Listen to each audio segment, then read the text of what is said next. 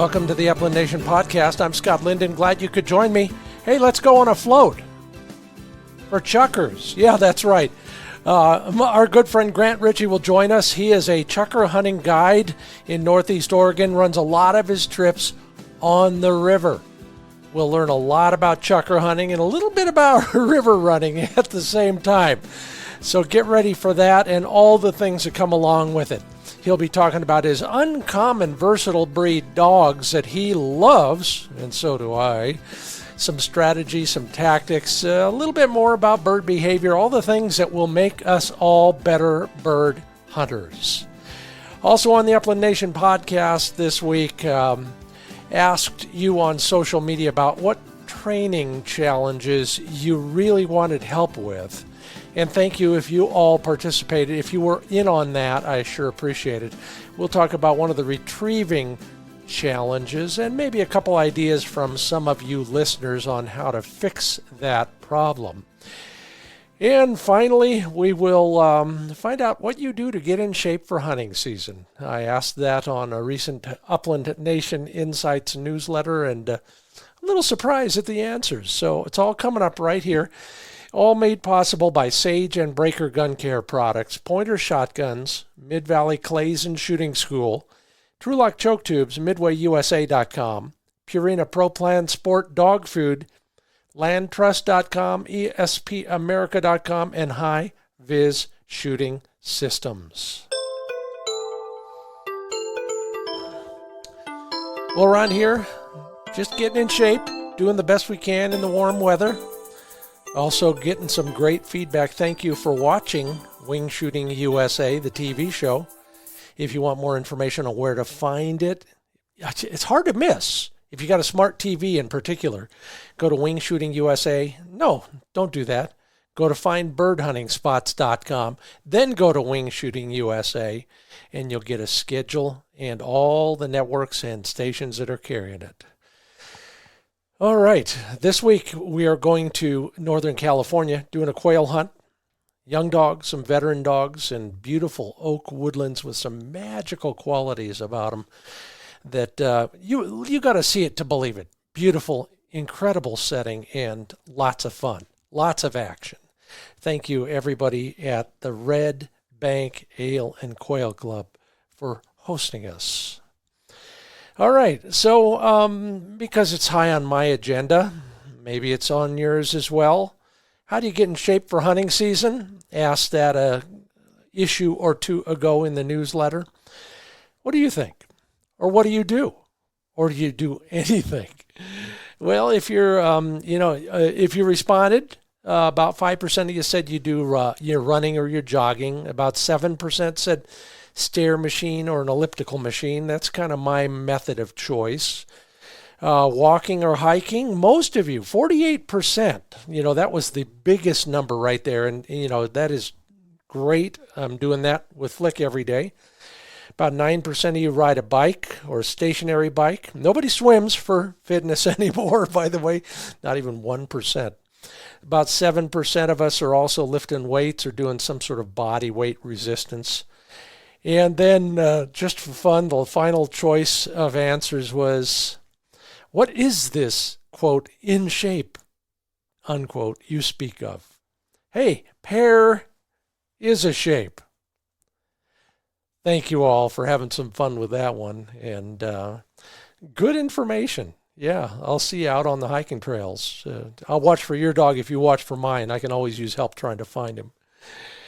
That portion of the show brought to you by LandTrust.com. Yeah, get outdoors without the crowds. Exclusive private land access. Day by day, takes the stress out of planning your upland hunt. Yeah, if you're going to drive somewhere far away on the hopes that you'll find some public access or that you can knock on a rancher's or a farmer's door and get permission to hunt private, well, you got another thing coming. Try landtrust.com. All of that is taken care of for you. All you do is go on the website, book the day, pay the money, and enjoy the heck out of it. You and your dog have a high-quality hunt on well-managed private property without any of the stress that comes with traveling far away trying to find access. That's landtrust.com. And shoot better once you get there with TruLock Chokes. Learn more at trulockchokes.com, Trulock, trulockchokes.com. Precision made, highest quality materials, incredible assembly / manufacturing, all done in Wiggum, Georgia from U.S. produced steel. Yeah, that kind of stuff matters when you're talking about precision device like your choke tubes. And then convenient as well. You can tell what choke tube is in your gun when it's in the gun. Yeah, that's what they've done, engraved it on the body and on the rim. Lifetime warranty, satisfaction guarantee, and there's always some reason to buy from trulockchokes.com. There's a sale, there's a bonus, there's a promotion, you name it. Learn more at trulockchokes.com. And shop for all your hunting needs, your shooting needs, and your outdoor needs at midwayusa.com. Don't forget to sign up for emails or text messaging and get 10% off your next order. Yeah, there's always a sale, a special, or a contest. And, a dozen or so of exclusive videos by yours truly on dog training. So if you want to learn a little bit more, get a different take on maybe something you're working on, or just watch and realize, hey, I never thought of that. That's what my videos are doing over there at midwayusa.com. Customer satisfaction and engagement is their number one goal, whether it's socks, shotguns, anything in between. They've got it at midwayusa.com.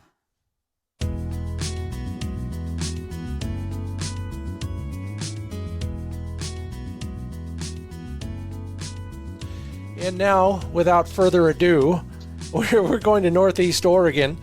And the Minham store in particular, if you know where that is, then you'll probably know Grant Richie. He's a guy who's doing the chukar hunts out of there, quite often from a boat of one shape or another. Grant, welcome back to the Upland Nation podcast. Thanks, Scott. As we speak, you're in the middle of fishing and river floating season. How's that all going for you? Well, we call June the chaos season, and we survived June, and it's starting to taper off into kind of the even-keeled summer a little bit. The river at Minham, the Wallowa Grand Ronde, is the most popular June and the first few weeks of July, so it's pretty chaotic for about 6 weeks, and then we get into more of a normal routine of our multi-day trips that are kind of what I really enjoy doing. 4 or 5 day trips down the river. So, well, tell me two things. First off, why would any pro guide enjoy a 4 or 5 day trip with a whole bunch of paying clients? Well, your cell phone doesn't work. Enough said. There's no emails to answer. You get to focus on the things of why you started the business, and that is going down the river and introducing people to the places you love and trying to make a living at it. Yeah, it's funny. I made a radio show for Field and Stream for a long time, and I'd interview all the big players in the outdoors industry, all aspects of it, and I'd talk to the big bosses, the CEOs, the presidents, and I'd ask them all the same thing. Hey, you've been hunting or you've been fishing for 25, 50 years. What do you like most about it? And they said, showing other people how to do it. It's a great enjoyment. And if you don't like that, you shouldn't be a guide. That's what it comes down to. If you enjoy sharing that with other people and showing them those special places, then you might be cut out to be a guide, I guess. Yeah, I get it, and been there and done that, and because we're going to be talking about getting out of the boat and going up the hills in a moment. Describe, you're running a boat, you got your hands on the oars, but you're looking up both sides of the riverbank. What do you see, and describe that boat ride to us? For Hell's Canyon, the first 6 or 7 miles are just sheer cliffs, a complete chukar fortress. There's chukar in there, but there's no way you're ever going to access them. And then at 6-7 miles downriver, it starts to even out a little bit. You start getting some slopes with grass on it, and you can actually walk up those slopes. And so all summer long, we're doing these whitewater trips, and I'm just eyeing new spots. I haven't tried that spot. Maybe I'll try that in October. But you're in the deepest gorge in North America. It's pretty spectacular. I say this to clients all the time. When I drive over Hell's Canyon Dam and look down at the snake, it reminds me of my mortality every time. It's just vast. It's a vast space, and it's a pretty special space for me. Yeah, you forget, like you said, you forget you're just a speck in the universe when your size compared to something like a structure like that. Or I've been at the bottom and I've been at the top of Hell's Canyon, and I don't know which is more awe-inspiring. How about you?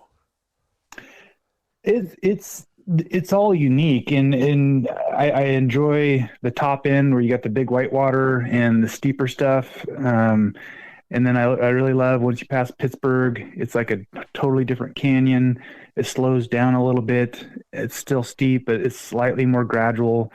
For me, that section from Pittsburgh down to the Salmon Confluence is really special for me. My family's been in there a long time. My family homesteaded in there, and so wow.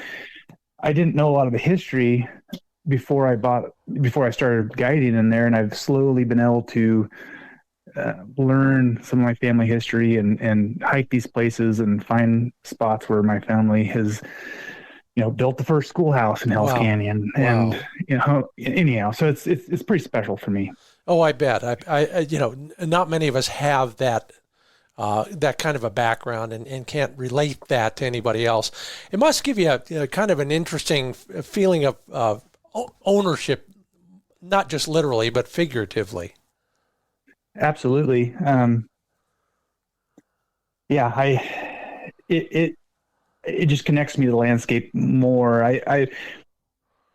Before I started guiding, I was going out and hiking, fly fishing, exploring 2.5-3 days a week.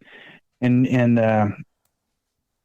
it connects you back to the land. And I think I come from a ranching family. So I think whether you're ranching or a guide, there's a connection to the land, to the water that always draws you to the canyons and makes those places special for me anyway.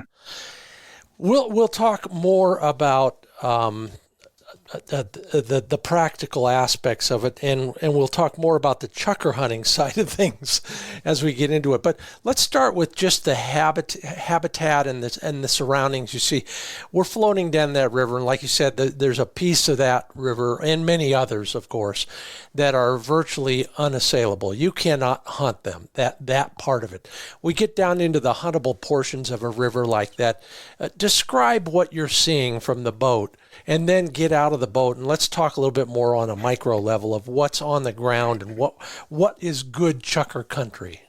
Okay, so it's got great bunch grass, and it's got lots of rock, and it's steep, so it's perfect chukar country.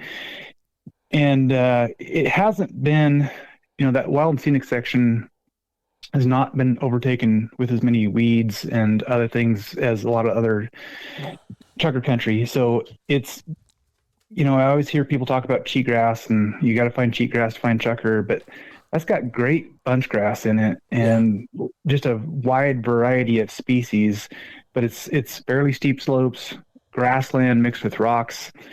I floated the Grand Canyon for 21 days in April, and it kind of really helped me appreciate Hell's Canyon, because the Grand Canyon grows lizards and cactus, and Hell's Canyon has a lot of grass. It has a lot of different shrubs. It has a lot of different species of plants and animals. And so, the chukar like those steeper slopes with good grass and intermittent talus slides, rock slides, and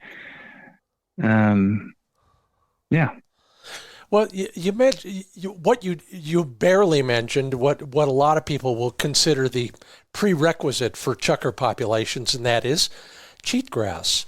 A good buddy of mine has convinced me in the last 4 or 5 seasons that bunch grass is as important as cheatgrass. Probably not for the same two things. I don't know that I've ever seen enough any of the bunch grasses. I've seen enough seeds on the ground, for example. But what are they eating if they're not eating cheatgrass? Well, in the fall, it's a diverse array of stuff. So they're eating grasshoppers, they're eating tomatillos, they're digging tubers. If there's green up, they're eating the green up. Yeah. Now, if you hunt midwinter, a lot of times they're just eating any green up there is in there. Yeah. But I got to do a special trip for me at the last week of chukar season this year. I went with one of my guides, Zeb Breichman, and we floated for a week and hunted from Pittsburgh down. And I'd never got to hunt that section from, at the end of January. And I still have, I saved a jar of these seeds, but the chukar, well, it varied spot to spot, but the spot where my family had homesteaded above Summers Creek, the chukar's crop was full of a black seed, and I saved all of it. And we also got into mountain quail, and you can get 2 mountain quail a day in Oregon over there as well. And the mountain quail were eating the exact same thing as the chukar were in that little section. I'll be darned. And did you take a wild guess on the seed, and have you planted any yet? I dried it out. I sent pictures to multiple biologists, and nobody knew what it was. And so I need to plant it, but I did save it, so I need to plant it and see what grows. Oh, I'm fascinated now. Out in, a little bit further west of you, we'll get quail eating the mullein. Are you familiar with mullein? That's a little tiny seed, a little black round seed that these, I think because you know that plant, you would have said it, but are they bigger than that? Well, I don't know that I know what a mullein seed looks like. I mean, I know the plant, but I don't know the mullein seed itself. So get a pepper grinder on a white plate, make one turn. That's what they look like. Okay. They're tiny. So, well, I'm curious, and it'd be interesting to grow some, if they would grow at all. Anytime I've harvested wild plants, they've just died. But cool. So while cheatgrass is a good idea if you can find it, it's not the only thing. What do you think they're doing with the bunch grass? Is it just a hiding place for them? I don't know enough about their diet. Well, I mean, we all know a lot about the diet, but it is great cover. And there's lots of birds of prey. There's falcons, there's hawks, there's eagles. So I think the bunch grass certainly provides lots of cover. And there are, I growing up, I grew up in Idaho, and I grew up calling all kind of Eurasian ryegrasses cheatgrass, and apparently I'm wrong about that, and that's fine. But so when I see invasive grasses that green up in the fall, I usually kind of call that a cheatgrass. So anything that's greening up, could be Medusa head, whatever. There's still some of that too in Hell's Canyon. I'm not saying there's no invasive grasses. So there is intermittent grasses that are greening up in the fall before the bunch grass. So it might be a good combination of cover and feed. That might be it.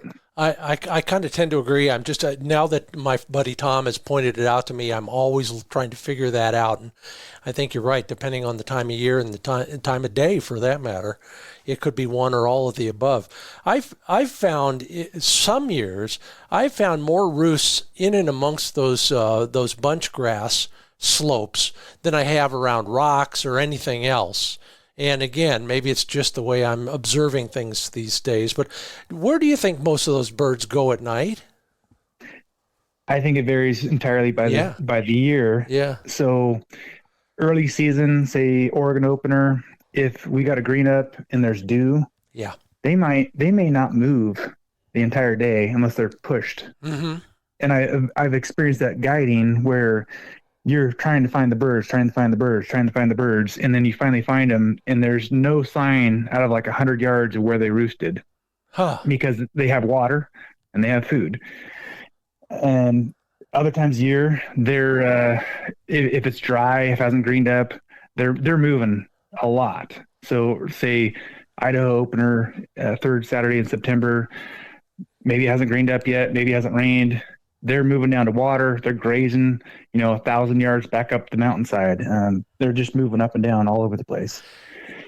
You've said something that is pretty obvious to most of us, but just for the record, you ever actually find birds actually drinking water out of whether it's a guzzler or the river or anything else? Not too often during hunting season, but throughout the rest of the year, all the time, we see chukar down on the river all summer long. Yeah. And you're like, oh, chukar hunting's going to be easy down here. They're just all down by the river. You just, Yeah. I had more locally a stock pond way up on the flat where I would never expect to find a chukar. And I was working with my dog in September, getting ready for chukar season and planting some pigeons and working on steadiness and whatnot. And the top of the mountain just erupted with chukar calling. Yep. And there's a great stock pond right there, but I just never expected to see a chukar there. And it really blew my mind a bit. And this was 5 or 6 years ago, but I was like, what are all these chukar doing up here on the flat, way away from the slopes? And it was for the water. Yeah. But the funny thing is there was a river at the bottom, not much further away, but they chose to come to the top of the stock pond rather than go to the river. Why? Yeah. I don't know. But who wants to climb uphill even if you're a chukar? Yeah. I remember the same thing. I was camped out in a flat spot above a big river out in your direction, and got up in the morning, cut the dog loose, picked up the gun, walked 50 feet, dog on point. Same thing. Flat for a half mile in any direction. Yeah. But I didn't complain. No, it can happen. Yeah. I'm going back there the second weekend of the season. Hey, everybody, you're listening to the Upland Nation podcast. I'm Scott Linden, and that is Grant Richie from the Minem store. Grant, if they want to learn more about you, maybe book a trip or something, what's the best way for them to reach out to you? The website is www.minemstore.com, and you spell Minem with a M as in Mary, I, N as in Nancy, A, M as in Mary. It's a derivative of a old Nez Perce name. We're referring to some of the plants that grew around here. So yeah, Nez Perce country and all of that. Beautiful place. Tell me a little bit about your chukar season. Are you actually running trips for Idaho season at all, or do you wait until Oregon season opens and it cools off theoretically? No, we run the Idaho trips and from Hell's Canyon Dam down to Pittsburgh. Mm-hmm. It's a great opportunity if you hope to get a chukar on the flats. If it hasn't rained, the birds might be low, but you've always got to be prepared to move up the mountainside to find them. But on average, they can be lower than in October. So yeah, we run usually the Idaho opener through the first week of November in Hell's Canyon. You just coined a word I'm going to steal and use in a magazine article. The hopener. The hopener. Yeah, that has a lot of connotations. Hold on, I'm writing opener. It down.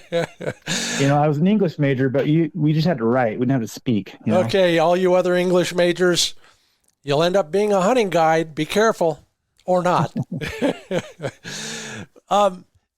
Grant, if you were to kind of get us started, take us to school. We're in your boat. You're pulling up to the shore and turning on the dog collar and getting the shotguns out of their scabbards. What is the first thing you're going to tell us to do once we start hunting? We usually go over a couple basic safety things. Sure. Yeah. don't point your gun, anywhere but down or up when you're walking. Beware of where my dog is. Don't shoot my dog we're done. Don't shoot me. Don't shoot my dog first. Don't shoot me second. Don't shoot your partner third. And then it's dependent on the hunt, and you kind of have an idea of where you found the birds in the past. So you're trying to spread everybody out about 50 yards roughly, and then letting the dogs work. And we work upslope, until hopefully towards a water source, and then kind of downslope towards the end of the day. But I kind of got sidetracked there with your question, but what you can redirect me. Well, you're doing great, and the operative word there is upslope.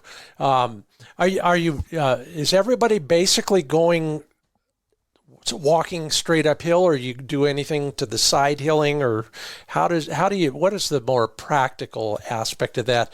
I've always been taught, gotcha. and we do this a lot too. Once we get to the right level, however you define that, we'll go sideways. And the high guy will be a few yards in front of the low guy. So if he scares anything up that he can't shoot, maybe I'll get a shot at it. Is that a strategy worth doing?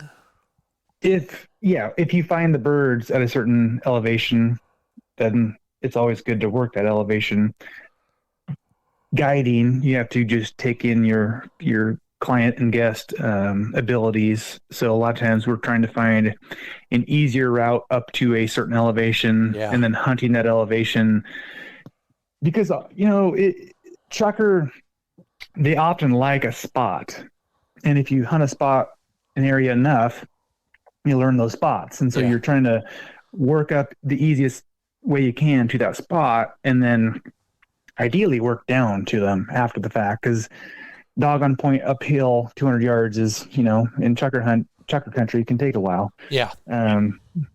So ideally we work up to a spot and then hunt at that elevation for an extended period of time if it's known to be a good spot.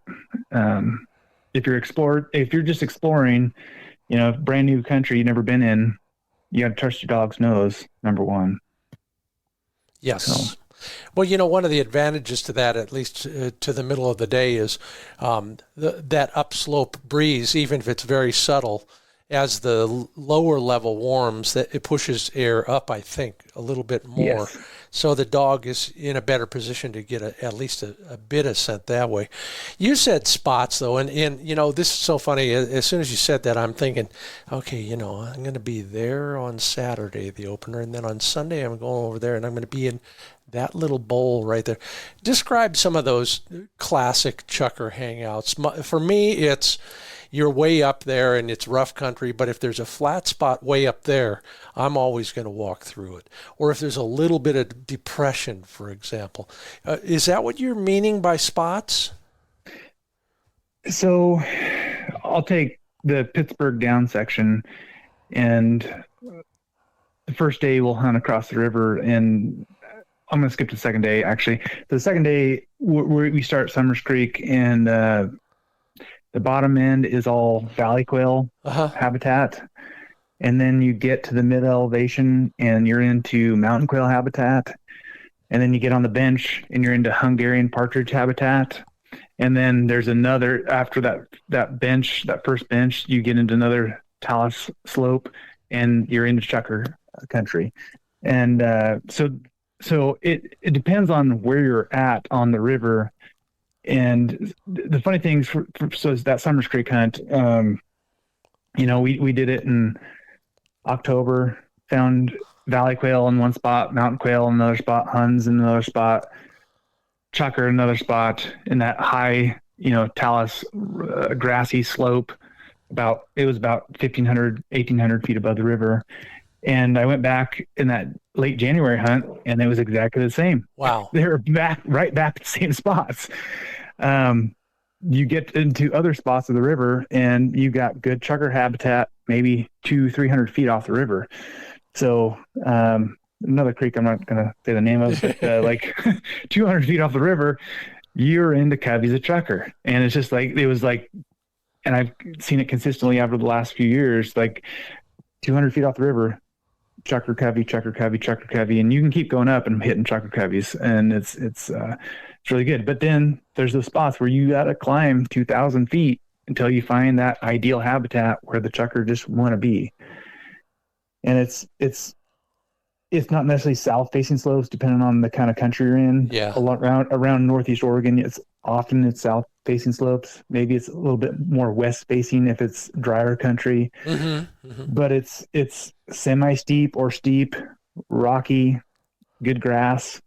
And I think it helps when there's other types of intermittent vegetation. So when it's just straight, so I closer to home, I've got a spot where it should be great Chukar habitat, and I find Chukar there occasionally, but it's mostly Medusa head, and there's nothing else. And so I'll find the Chukar in there occasionally when that Medusa head greens up early, but then they just get out of there because there's nothing for them to eat once that Medusa head starts getting that the silica. It gets a high silica content as it gets older. Very much. There's no food value in that stuff at some point, I'm told. Right. So early on, it's okay. So this goes back to it can change through times of year, but sometimes if it's good, there's spots that are good throughout the entire season, and you might have them move slightly because of weather. So getting out of the wind, out of the snow, out of the rain, but they kind of just migrate back to those spots they really like. And south facing slopes in the wintertime, big game also like to bed down on. So they're laying down, they're melting the snow. Oh yeah.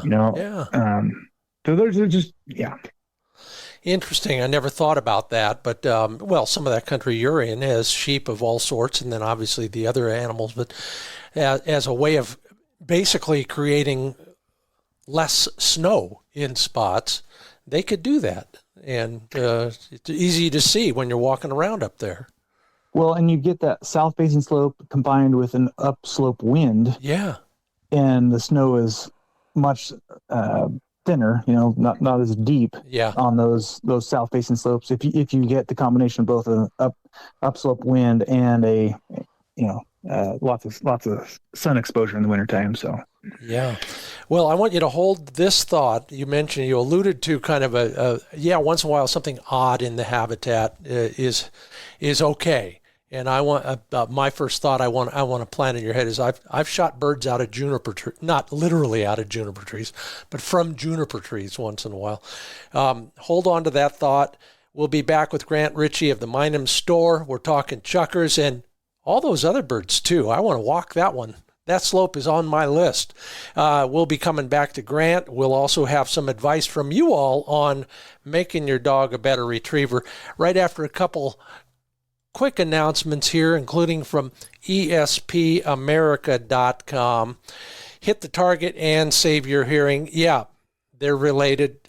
If you don't think that you're flinching at all, but you're still missing, then you are. And part of that is because your gun is so loud.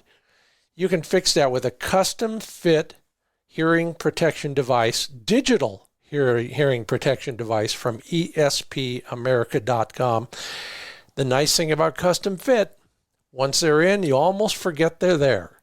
You will wear them in the field, of course at the range, and then depending on how many pre-adolescent children are running around in your house, you can turn them way down and leave them in at home. No, just kidding. Just back from a trip with way too many grandnieces and nephews, if you know what I mean. But if you're tired of trying to remember to put your plugs in before every shot, put in some custom fit espamerica.com digital hearing protection devices. Learn more at espamerica.com. And speaking of learning, if you're shopping for a new shotgun, why don't you speak to the guru of shotguns, Dave Fiedler over at Mid-Valley Clays and Shooting School. The guy's an avid hunter. He's also a champion sporting clays shooter.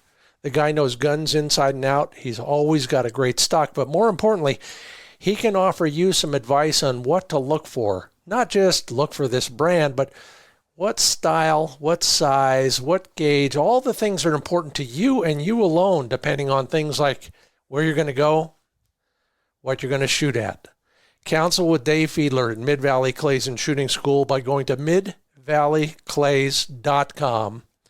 Get the phone number, call Dave, tell him I sent you. Let him be your first call when it comes to shopping for a shotgun. midvalleyclays.com. Take care of that new shotgun with Sage and Breaker products. Gun cleaning and care crafted at the highest caliber. Yeah, lifetime warranty and some of the best photos on Facebook. Go to sageandbreaker.com. They make high-quality gun cleaning products and accessories, including mats, cases, and all the stuff you're going to spray, pour, or rub on your guns. It's all there at sageandbreaker.com. Sign up for their mailing list. You'll get in on all the new products as they come down the pipe, and also the very rare sales that take place at sageandbreaker.com.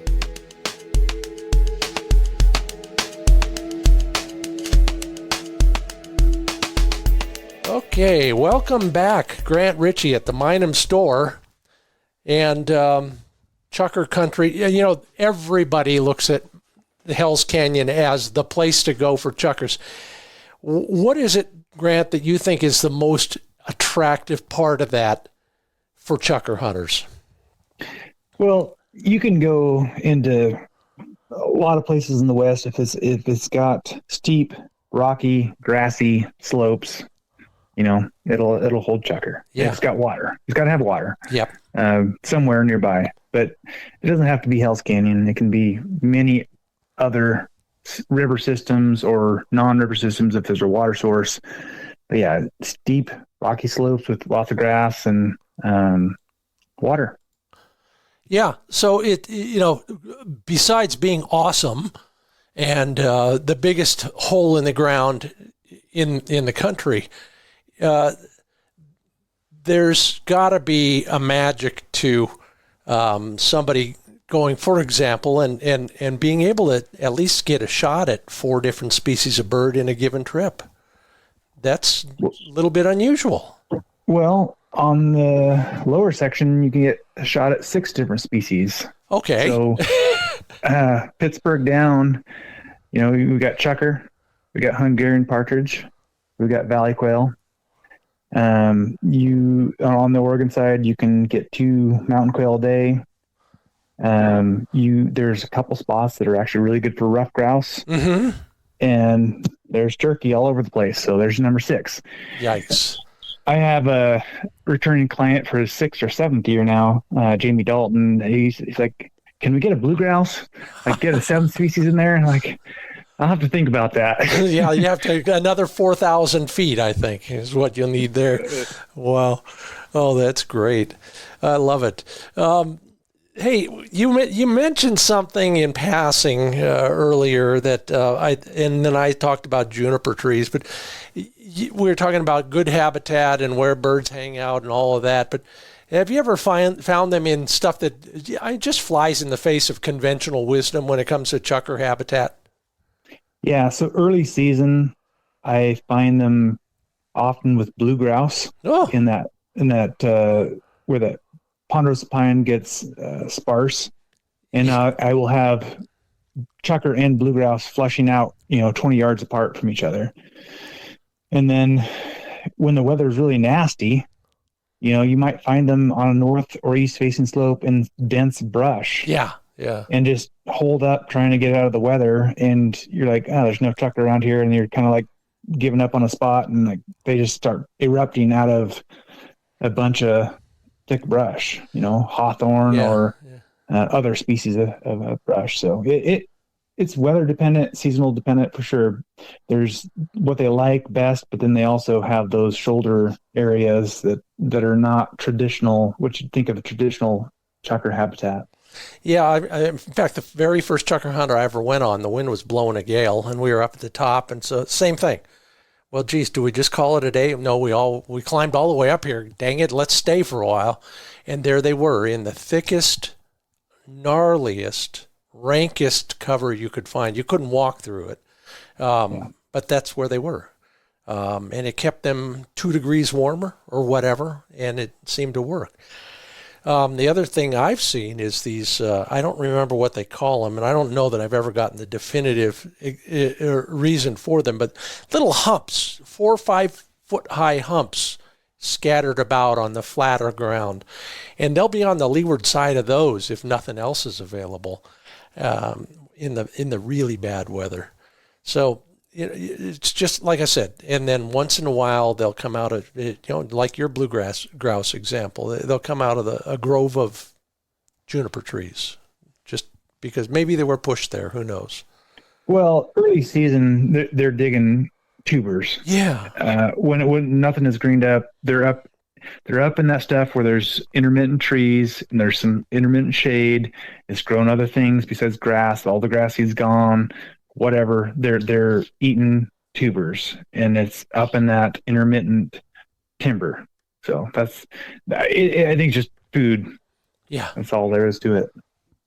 All right, so let's talk about my second favorite subject, which is dogs. You run a rather rare breed, and you have a lot of news in that regard. So talk to me about your chosen dog breed, Grant. Yeah, I got a Cesky Fousek when I started guiding bird hunts, and I had 2 reasons I picked the breed. One was that they have to pass hunt tests, DNA tests for health, hip dysplasia, elbow, etc. So they both had health testing and performance testing. The breed standard says it's going to do X, Y, and Z. Now prove it. If the dog can't prove it in a test, it doesn't get bred.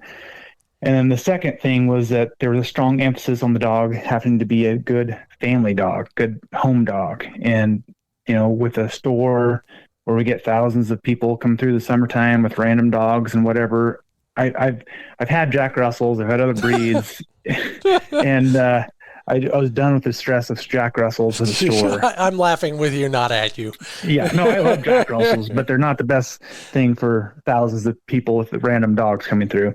I could tell you stories about that for another time. But so I was looking for a wire-haired breed because of the climate we're in. It gets fairly cold. So I started with the coat and started looking at the breeds with a wire-haired coat. And I chose the Cesky Fousek because of the performance testing and the health testing. And I got Aries, my 6-year-old male, at 9 months old. A little nervous about that, getting a pup 9 months old. Got him home December 23rd, and my 2-year-old walked up to him, grabbed him by the beard, and he just laid down. And I'm like, all right, this is going to work. Wow. For the family portion. And then he's just a phenomenal chukar dog. He's medium ranging as far as overall breeds. He loves to be 200 yards left, right, so 400 to 500 yard sweep on steep country. But if birds are 300 yards or 400 yards over a knoll, whatever, he'll pull you that way. He'll just keep pulling you. I early on I tried to redirect him lots of times, like, no, Aries, I'm going to go this way. I'm going to go this way. And then he'd go where I wanted him. Then he'd like, nope, they're over here. And it took me a while to figure out, oh, no, he knows where the birds are. And now it's like, go where Aries goes. Yeah. So he's trained you well. He's trained me well. Yeah. And then I have a female that's 3, and we have a litter of pups with Aries and her. And she is a different ranging dog. She loves 100 yards. She'll go over or less than 100 yards, depending on terrain a little bit. Mm-hmm. She's a little shorter legged, which I think her physical dimensions maybe mandates that range a little bit. But she is a workhorse, both searching and retrieving. So I love to hunt both my male and my female together, where Aries is ranging out 200 to 300 yards, potentially each side of me. Ella is typically 100 to 150 yards each side of me. If I get a bird down in thick cover, Ella, my female, you tell her dead bird, and she will not stop until that bird is found. She's just a workhorse. So we've got a litter of pups on the ground between those two. That's a And then handful. and then I got a 3-month-old pup out of Aries first litter, which is out of a female out of Meridian, Idaho. And we weren't planning on breeding Ella this year. The breed club works as a co-op. Yeah. You basically pay $60 a year. You say you're going to join the co-op, and you get on a. So if you want a pup, you get on a puppy list, and there's however many breedings a year according to the puppy list. Mm-hmm. And so the second planned breeding of the year was Aries and Cleo Ruby of Two Rivers Crossing down in Meridian. And Aries is such a phenomenal dog that I just didn't want to miss an opportunity to get a pup out of him. I didn't want to wait, and if something didn't work out in the future. So I got a pup out of Aries and Cleo Ruby, and Jax is his name. He's about 3 months old now, and he's been living on the river for 3-4 weeks now, and doing great. So I got a pack of dogs. Yeah, I'll say. Yeah, I'm glad I don't have your feed bill. But just describe, if you saw a picture of any of your dogs, somebody might say, "Oh yeah, Scott's got a dog like that," but it's not. It's a wire-haired breed. Got all the furnishings like another dog or two we all know and love. But there are some differences, including the country of origin. Am I correct? Yep. So the Cesky Fousek, if you translate it from the Czech, it means Czech whiskers. And it's the national dog breed of the Czech Republic. They've also called them Bohemian wire-haired pointing Griffons at times, which confuses things. There's been a lot of DNA studies done, and the Cesky Fousek tends to be the grandfather breed of most of the wire-haired breeds in Eastern Europe. If you look at the genetics. So looking at them, a Griffon will be a Corthal's Griffon, I should say. Sure. Will be slightly shorter on average than a Cesky Fousek. And it depends on the line, because there's some really great hunting lines of Griffons that have tight coats. Yeah. But a lot of Griffons are a little bit woolly. Yep. And then the Drothauer, however, I hope I'm not butchering that. Some people also call it German wire hair pointer. Sorry. And we don't need to go into the semantics of that versus the performance testing versus the AKC system. But I'd say they look closer to a Drothauer than a GWP on average, just because of the performance testing, and they're evaluating the dog's coats. Where the GWPs, they just have to be registered, and then you can, from my personal experience, looking at dogs that are registered as a Drothauer versus a GWP, they'll look a little bit closer to a Drothauer. The Germans opposed FCI recognition of the Cesky Fousek because they thought they looked too much like their Stickelhaar. Oh yeah, probably butchering that as well. So anyway, they're got a lot of old origins. All modern breeds have been intermixed at some point in time with other things after World War I, World War II, trying to reestablish stuff. But they look a bit like a Drothauer. A little bit bigger than a Griffon, a little tighter coat, a little more thoroughbredy than a Griffon. They can run, but they're typically medium-range dogs. Yeah, you described something that just brought back a great memory. About 2 or 3 dogs back, I had a pair.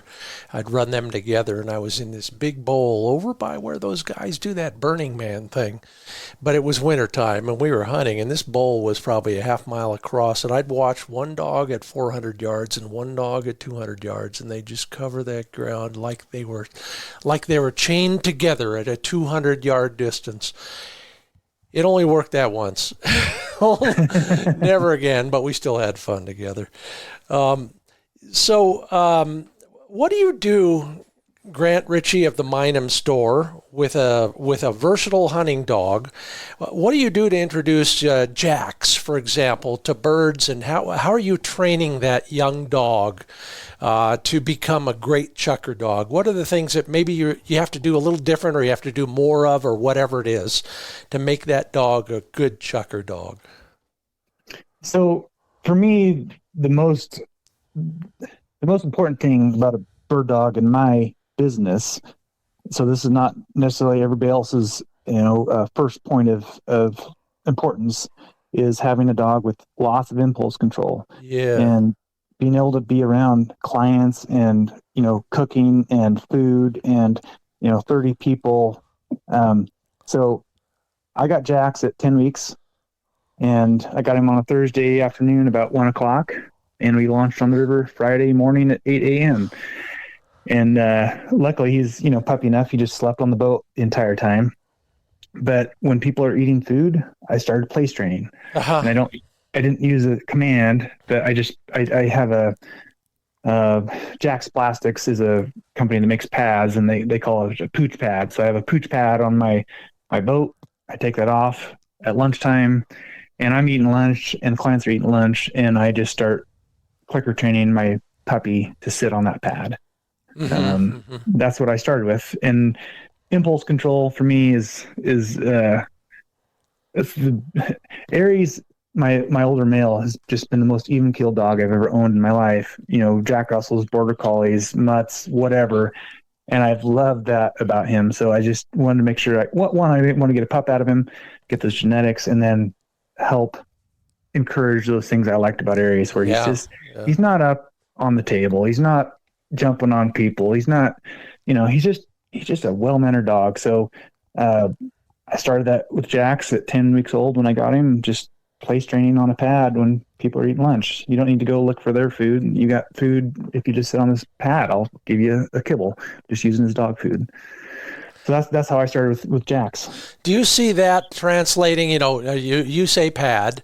Some people would say place board. Other people would say barrel or woe table, whatever it is. Do you then transfer all that to, say, steadiness on birds? Yeah. You can use it. So I help run the test for the Cesky Fousek. I'm the test chair for the Northwest chapter and the Rocky Mountain chapter, and we'll do a training day. And Tana Skinner is a member that has Griffons and Cesky Fousek, and she's a great trainer, really intuitive, and I've learned a lot from her. And one thing we'll always practice is, if we're at Mineham, we'll get out dry boxes or a cooler, and we'll throw 10 dry boxes in the yard and start steadiness training, just like get them up on dry box and whoa them. Yeah. And then once we get to that, we can get out one of my pen raised pigeons and put on a string and let it walk around, Yep. So yes, it translates. Absolutely. I'm using the pad because that's what's on my boat. It's convenient, but yes, any object you have. And when I go to town, I'll try to go to a park, wildlife area. I'll use a log, I'll use a stump, use a bench. Doesn't matter. Just start using things. Start it with one place and then just start, generalizing to other things. So at some point, though, there's nothing. The dog is up there on a ridge line, and he's theoretically going to point that chukar covey. He can't stand on a pad or a barrel or a log.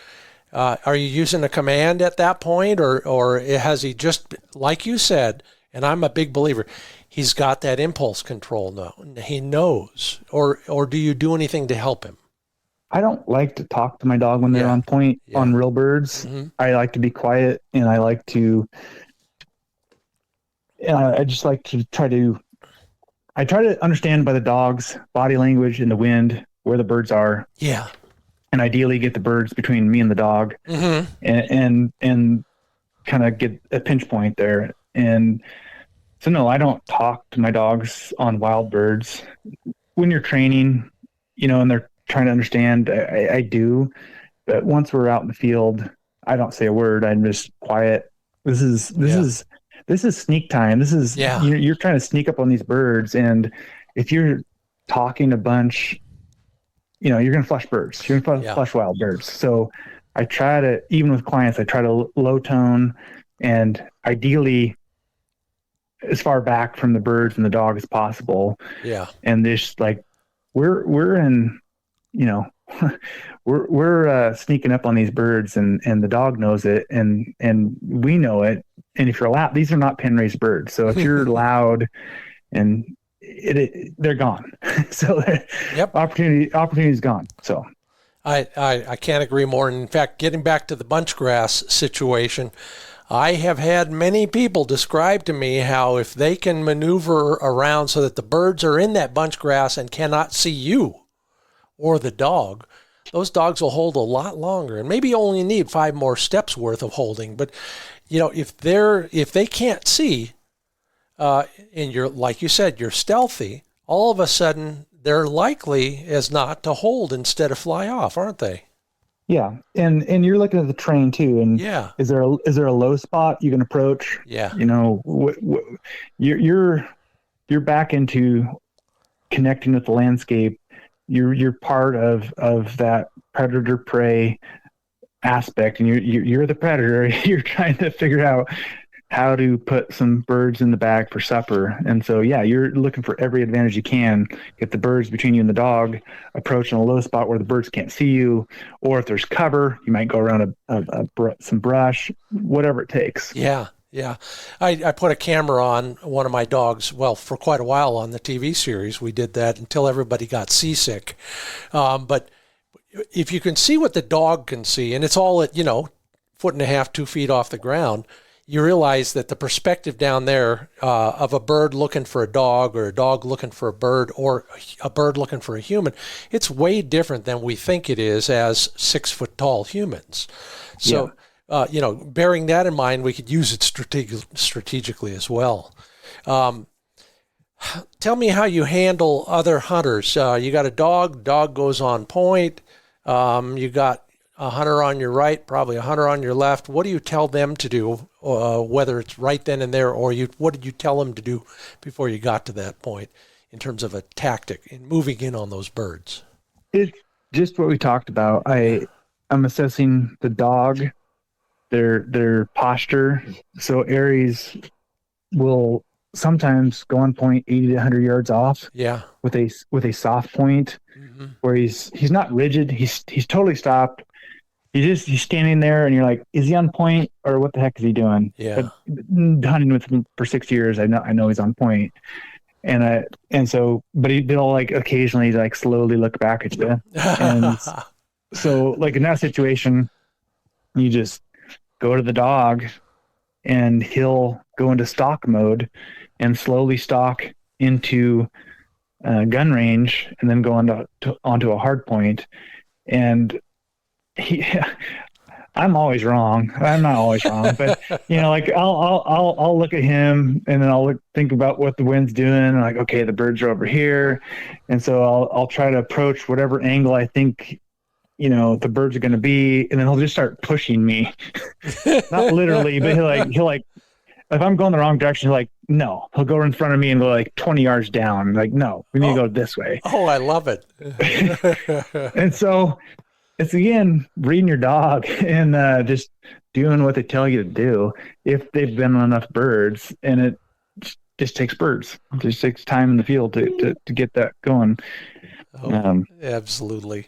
We could do another entire podcast on that aspect of things and how you use birds to teach. You mentioned pigeons, and I'm a big believer. At some point, there's a transition period. But before we go, I would like to ask you just a couple things about gear that a smart chukar hunter is going to bring with him on a hunt like this. What are some things that you might carry that we might not have thought of carrying on a serious bird hunt like this? Yeah, and you asked me this last year, and it kind of stumped me. I was like, oh, man, I try to carry as little as possible. Yeah, but there's something in there. And I'm still that way, but so some of the most important things I carry is excess water for the dogs. Yeah. I switched from a Garmin that had a satellite texting built into the dog controller. Yeah. To the Messenger, which is much smaller, lighter. Use it with your phone. It's more intuitive. So I'm switching over to a much lighter tracking system. Yeah. I carry a Leatherman style tool capable of cutting the snare cable if we're in country where there's bobcats, trapping for bobcats. That January trip, we had my Zeb Breichman's pup. We got at Summers Creek, and I was trying to decide where we're going to put camp, and he was just holding the boat in the eddy, and his dog got into a bobcat trap, and Wow. I thought he had a skunk at first, but he started howling and raising hell, and I ran over there and I saw this white thing waving in the air, and it was a trap on his foot, and he was fine. But at first I thought he had a skunk in his mouth because he was biting the trap. Oh, yeah. And sorry if you don't have enough time for this, but this No, is I kind do. of a funny story. Yeah. So I yell at Zeb's dog, Quinn, to drop it, because that's the command Zeb uses with him. Like, I thought he had a skunk in his mouth, like shaking it. I was like, Quinn, drop it. And then I realized, oh, that's not a skunk. He's got a trap on his foot. And so I run over there, and I personally have trapped bobcats in the past, so I understand how the traps work and dogs interact with them, and so I know that if I'm just like grab that trap, he's biting the trap, I'm going to get my hand bit. So I actually pet Quinn. I'm like, Quinn, I kind of calm him down. Yeah. And we look each other in the eyes. And I'm like, are we good? And so I reach down to take the trap off his foot, and he just nails my hand. Oh yeah. And just blood running over the place. And I'm like, all right. And so I just kind of grab his collar, hold his head back, and use my feet to take the trap off. And it was fine. He didn't get hurt a bit. You know, if people are using the appropriate traps for bobcat, it's going to be a little sting for a while, and it's not the end of the world. That goes back to, we were talking about things to carry in your pack. So sorry. No, that's a good one. So just finish the story with the happy ending. Obviously, how did you get it off? You said you were holding him by the collar. So if I recall, go ahead. You're the ex-trapper. I tried to just push down the levers of the trap. Yeah. To release it, which is the easiest. Yeah. And when I did, he's like, "Yeah, we're gonna get this sucker." Yeah. You know, he's like, "This thing's getting me. We're gonna get it." So I think he was more thinking, "All right, cooperatively, we're gonna get this thing." You know. And so he just laid into it again, but got my hand, and like, God darn it, you know, and I'm bleeding all over the place because of Quinn now. And so I stepped back for a second. I'm like, all right, do I go to the rig? Well, before I even started that, I thought about going to the raft to get her glove. I'm like, no, Quinn's calm enough. He kind of settled down, looked at me in the eyes. And so I tried it, and it didn't work. And then when he had lots of blood coming out of my hand, I grabbed his collar with my bloody hand and just held his head back and just put 2 feet down on the levers of the trap. Okay. And it popped right out. Yeah. So this is, this was not a snare. This is, I forgot what we call that style. It's a foothold. Foothold trap. Yeah. Okay, good. And that's one way to do it right there. Yeah.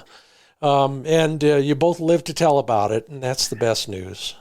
Well, it was pretty humorous after, swelling my hand went down after 2 days. Yeah, I bet. Yeah, at the moment it wasn't. Oh, good. Well, it was when he started howling, barking. I was like, does he have a bear? Does he have a skunk? Does he have a cougar? Man. It's Hell's Canyon. There could be a bobcat, mountain lion, bear, whatever. So yeah.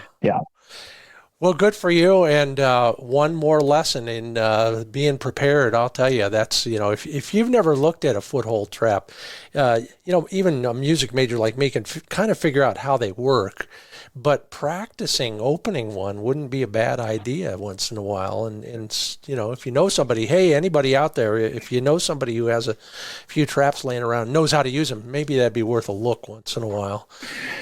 Well, it's a high stress environment when your dog's in it, so you need to know how it works. Yep. Yeah, exactly. And a trap, even if they're in there for a bit, if it's the appropriate, Oregon has very strict regulations on trap size, and checks and all this other stuff. So if it's a legal set, your dog could be in there for a while and it's going to be just fine. It's not a big deal.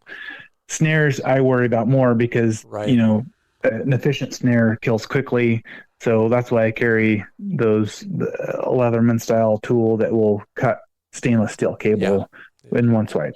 So that's where we started from. And I'll tell you that is exactly right. You don't have a lot of time. So enough about that kind of stuff. If you're going to leave us one more bit of advice about chukar hunting, whether it's in Wyoming, southeast, northeast California, or anywhere else, including your neck of the woods up there, what would your advice be to someone who wants to maybe try it for the first time?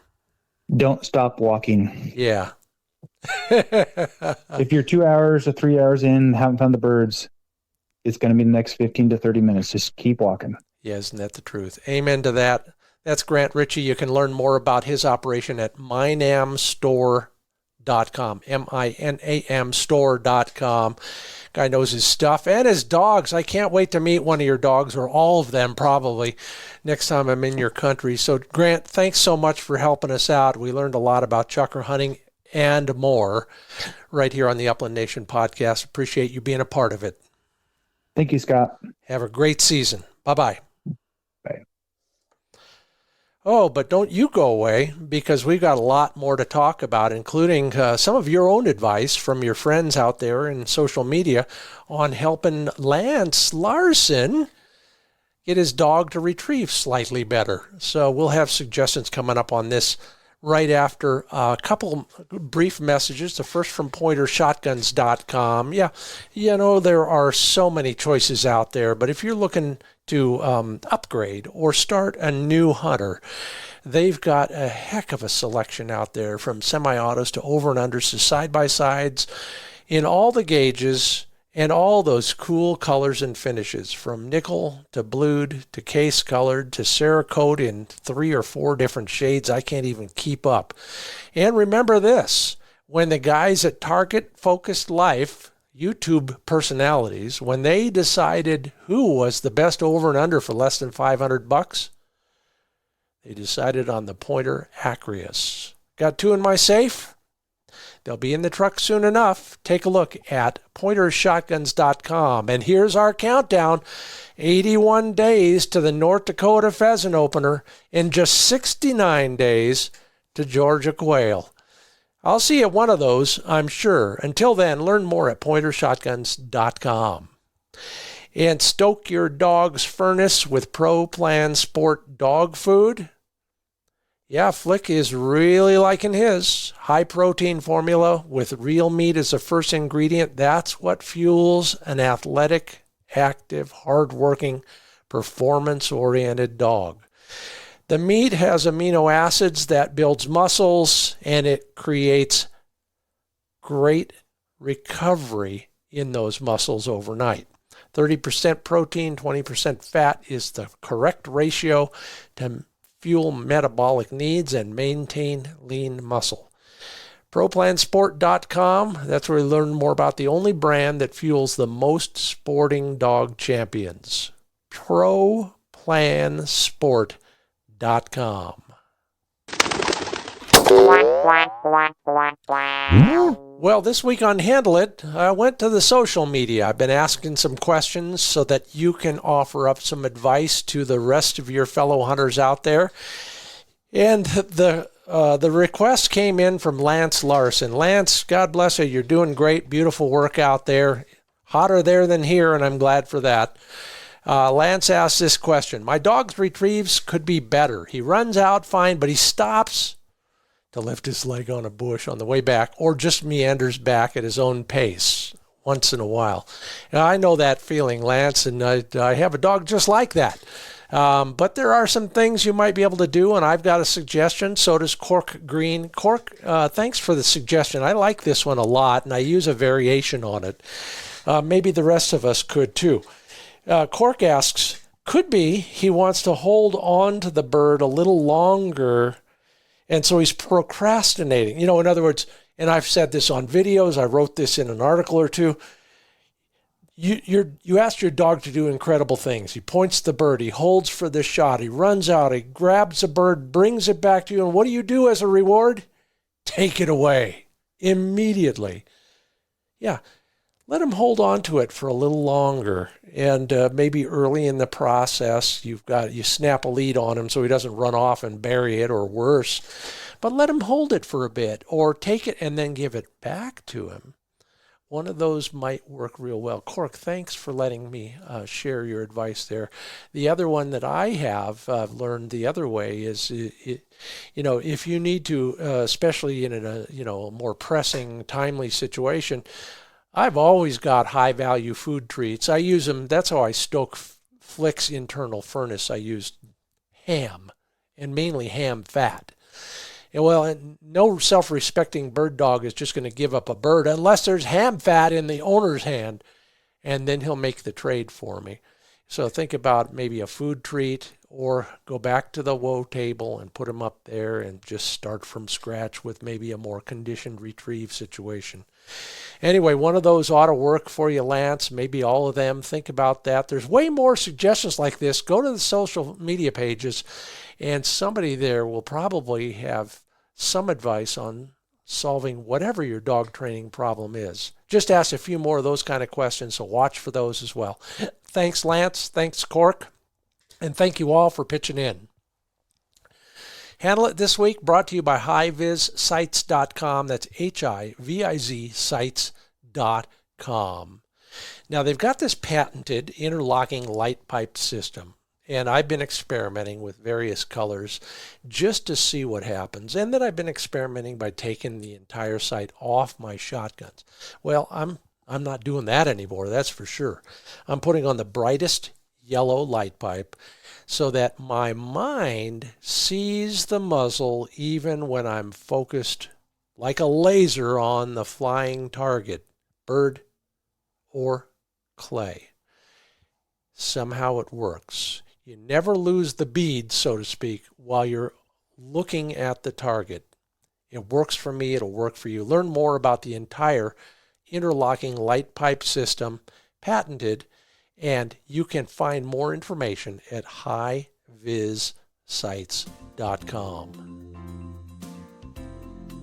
Well, I can't thank you enough, Grant Richie, for sharing your wisdom on chukar hunting, and maybe someday we'll actually hunt together. Can't wait to meet your dogs next time I'm visiting. Thank you so much for being part of the Upland Nation. And everybody else who pitched in with an answer or a question at social media, who commented at the social platforms, or left a rating or a review, thank you so much. And thank you to our sponsors who make it all possible: Sage and Breaker, Purina Pro Plan Sport, ESP America, Mid-Valley Clays, Trulock Chokes, Midway USA, Land Trust, Pointer Shotguns, and High-Viz Shooting Systems.